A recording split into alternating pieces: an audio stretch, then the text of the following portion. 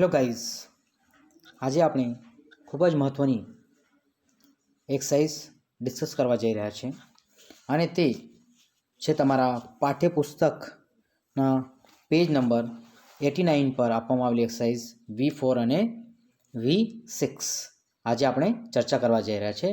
અને લાસ્ટ વિડીયોમાં આપણે V5 નામની એક્સરસાઇઝ આપણે જોઈ હતી.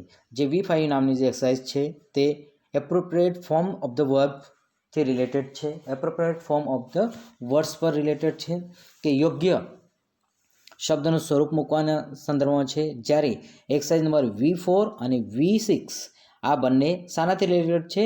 તો નિયરેસ્ટ મિનિંગ સાથે રિલેટેડ છે, જે આપણે આજે જોવા જઈ રહ્યા છીએ.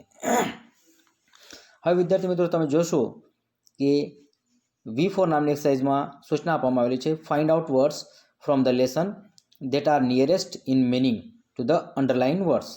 હવે આનામાં આપણને એ કરવાનું છે કે એવો શબ્દ શોધવાનો છે કે જે આપવામાં આવેલી જે લાઇન્સ છે, નિયર અબાઉટ 5 જેટલી ખાનાઓ આપેલા છે અને દરેકમાં એક એક લાઇન આપવામાં આવેલી છે. અને આપણને એનામાંથી આપણને એ શોધવાનું છે કે સમજો અહીં બિલીવિંગ ઇન રિલિજન, આ જે વર્ડ છે જેના નીચે આપણે અંડરલાઇન કરેલી છે, તે અંડરલાઇન કરેલા શબ્દ માટે જે પ્રસ્તુત લેસન છે એ પ્રસ્તુત લેસનમાંથી આ મિનિંગ માટે કયો એવો શબ્દ છે જે વપરાયેલો છે, અને તે આપણે અહીં ખાનામાં સામે લખવાનો છે. હવે તમે જોશો તો પહેલું છે, we are given children to test us and make us more believable in religion.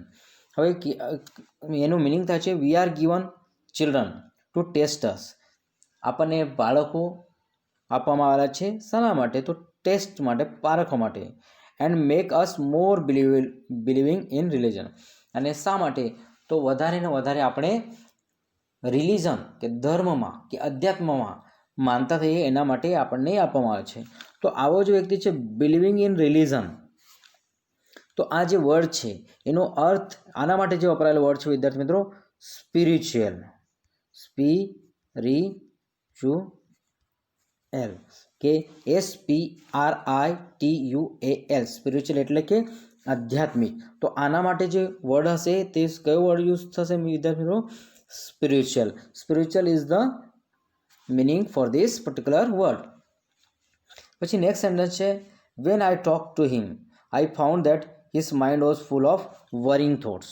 હવે વરિંગ થોટ્સ નીચે અંડરલાઇન કર્યું છે અને આખા વાક્યનું મિનિંગ થાય છે, જ્યારે હું એમને મળ્યો તો મેં એમને જોયું કે એમનું જે માઇન્ડ હતું સંપૂર્ણપણે ચિંતાગ્રસ્ત હતું.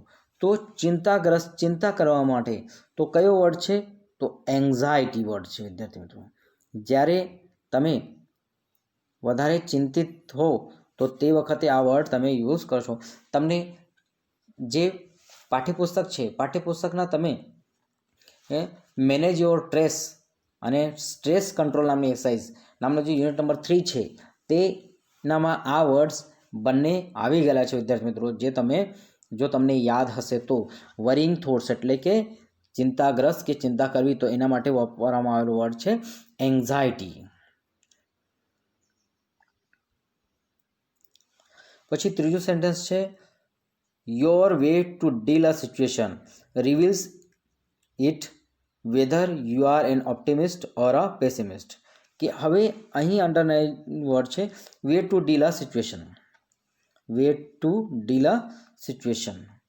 હવે જે પરિસ્થિતિ છે એને હેન્ડલ કરવાનો જે ટેકનિક છે કે પદ્ધતિ છે એ બાબત દર્શાવે છે કે રિવીલ કરે છે, એટલે ખુલ્લું પાડવું. Weather you are an optimist or a પેસિમિસ્ટ. તમે આશાવાદી છો કે નિરાશાવાદી છે. તો છે કે તમે તમારો જે બાબત છે તે બાબતને તમારો જે હેન્ડલ કરવાનો જે તરીકો છે તે એ બાબત દર્શાવે છે કે તમે આશાવાદી છો કે નિરાશાવાદી છો. તો આના માટે જે વર્ડ છે વિદ્યાર્થી મિત્રો, તે છે ટુ પ્રેઝન્ટ અથવા તો સેટ ઇન, અપ્રોચ જેને કહી શકાય. તો આના માટે જે વાપરવામાં આવેલો વર્ડ કયો છે વિદ્યાર્થી મિત્રો? એપ્રોચ. APPROACH.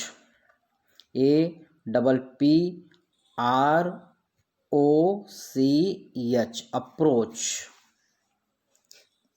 એનો અર્થ થાય છે કામ શરૂ કરવું અથવા તો પ્રેઝન્ટ અથવા તો set in. This is the meaning of this particular meaning word. હવે ચોથું વાક્ય છે વિદ્યાર્થી મિત્રો, you are mere forming a theory or conjecture without firm evidence will only spoil your relation with her. You should rather talk to her once. તમારે એક વખત એના સાથે વાત કરવી જોઈએ. તમે લગભગ થિયરી બનાવી રહ્યા છો કે અનુમાન લગાવી રહ્યા છો, અને વિધાઉટ એવિડન્સ, પુરાવા વગર કે કોઈ પણ પુરાવા વગર તમે માત્ર થિયરી અથવા તો અનુમાન લગાવી રહ્યા છો, અને જેનાથી તમારા સંબંધ પાછા બગડી જશે. તો તમે જોશો અહીં forming a theory or a કન્જેક્ચર without a firm evidence. તો આના માટે જે વર્ડ છે વિદ્યાર્થી મિત્રો તે વાપરવામાં આવેલો છે સ્પેક્યુલેશન્સ. સ્પેક્યુલેશન એટલે કે અનુમાન. સ્પેલિંગ ફરીથી બોલું છું, SPECULATION. સ્પેક્યુલેશન એટલે કે અનુમાન.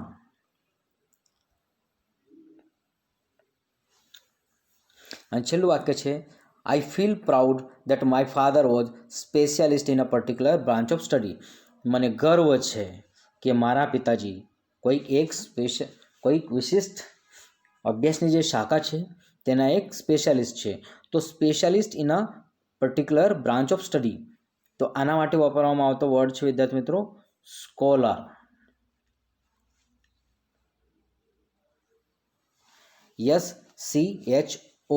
SCHOLAR scholar.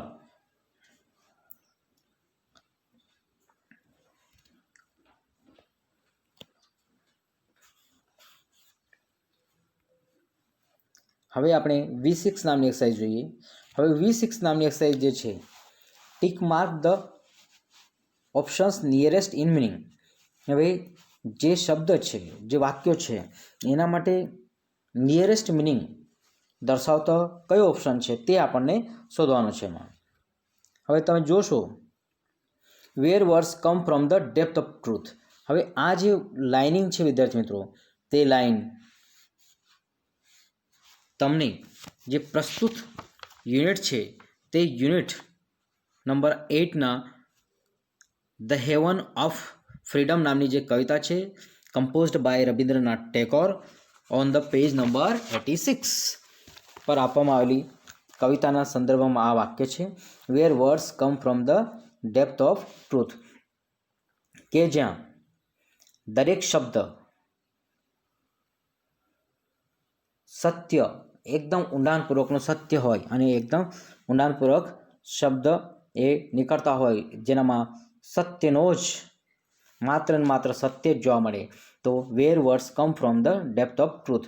તો આ જે લાઇન છે વિદ્યાર્થી મિત્રો, આ લાઇનનો જે ઓપ્શન છે તે ઓપ્શન નંબર એ એનો જવાબ આવે છે. Where people are truthful and words come out from their hearts. કે જ્યાં લોકો સાચા છે અને દરેક શબ્દ એમના દિલથી કહેવામાં આવે છે, ન કે લોજિકથી. તો this is the first option is the right answer. પછી સેકન્ડ સેન્ટેન્સ છે, where the words has not been broken up into fragments. ફ્રેગમેન્ટ્સનો અર્થ થાય છે ટુકડાઓ. તો કે જ્યાં શબ્દો has not been broken up into, કે જે શબ્દો જે છે એ નાના નાના ટુકડામાં, વર્લ્ડ એટલે કે જગત, કે જ્યાં દુનિયા એક નાના નાના ટુકડાઓમાં વહેંચાયેલી નથી. તો આ જે સેન્ટેન્સ છે વિદ્યાર્થી મિત્રો, તો તમે 3 મિનિંગ જોશો તો there is an harmony and unity among people, કે લોકો વચ્ચે હાર્મની એટલે સુસંવાદિતતા, અને એકતા, યુનાઇટી એટલે એકતા, લોકોમાં સુસંવાદિતતા અને એકતા જોવા મળે. સેકન્ડ છે, there is a clear division on the basis of religion and colour, કે જ્યાં સંપૂર્ણપણે અલગ અલગ ધર્મ અને રંગના સંદર્ભની વાત લઈએ તો અલગ અલગ વિભાગો પડેલા હોય. The world is divided on the basis of superstition and religion, કે દુનિયા શાનામાં ડિવાઇડેડ થયેલી હોય તો અંધવિશ્વાસ અને ધર્મના નામે અલગ અલગ વિભાગોમાં વહેંચાયેલી હોય. તો તો both B and C are the wrong. The right answer is A. Okay, એનામાં જે ઉપર પ્રસ્તુત આપવામાં આવેલું જે વાક્ય છે તેનું સંપૂર્ણપણે મિનિંગ જોવા મળે છે. હવે ત્રીજું વાક્ય છે વિદ્યાર્થી મિત્રો, વેર ધ નોલેજ ઇઝ ફ્રી, કે જ્યાં જ્ઞાન સંપૂર્ણપણે કેવું હોય કે ફ્રી હોય. તો તમે જોશો વિદ્યાર્થી મિત્રો, nobody has to pay any fee for study. હવે આ જે ઓપ્શન છે વિદ્યાર્થી મિત્રો, એમાં એક વસ્તુ જોવા મળે છે અને એ છે કે nobody has to pay any fee for study. એનો અર્થ એવો થાય છે કે કોઈ પણ વ્યક્તિને જ્ઞાન મેળવવા માટે કોઈ પણ પૈસા આપવાની જરૂર નથી પડતી. તો એનો એ જ વ્યક્તિ માટે છે કે જે ભણવા ઈચ્છે છે, અને જે ભણવા નથી ઈચ્છતો તો એ નથી ઈચ્છતો એને એ લાગુ પડતું નથી. So this option is wrong. Knowledge is limited to few people. તો knowledge is limited to few people. અને નેક્સ્ટ છે everyone has unrestricted access to knowledge, કે દરેક માટે જ્ઞાન મેળવવા માટે કોઈ બંધન નથી. તો વિદ્યાર્થી મિત્રો તમે જોશો તો option B is right answer. Knowledge is limited to few people. તો આ જે સેન્ટેન્સ છે તે આ સેન્ટેન્સ શા માટે બોલવામાં આવેલું છે કે કવિ જાણે છે, તો કવિ એ જાણે છે કે ઘણા બધા એવા લોકો છે કે જેમણે નોલેજ ફ્રીમાં નથી મળતું. તો આ જે સેન્સને ધ્યાનમાં લઈને option B is the right answer. Knowledge is limited to few people, કે જે અમુક લોકો માટે જ એ જ્ઞાન એટલે અમુક લોકો માટે મર્યાદિત છે કે સીમિત છે. તો કવિ કલ્પના કરે છે કે જ્યાં દરેક માટે જ્ઞાનના માર્ગ ખુલ્લા હોય. અને લાસ્ટ ઓપ્શન છે વિદ્યાર્થી મિત્રો કે where the clear stream of reason has not lost its way, કે જ્યાં રીઝન જે છે તેના ક્લિયર સ્ટ્રીમ હજુ સુધી ગયા ના હોય. તો everybody feels lost due to unclear thinking. દરેક વ્યક્તિ જે ક્લિયર થિંકિંગ નથી એટલા માટે લોસ થયેલું છે.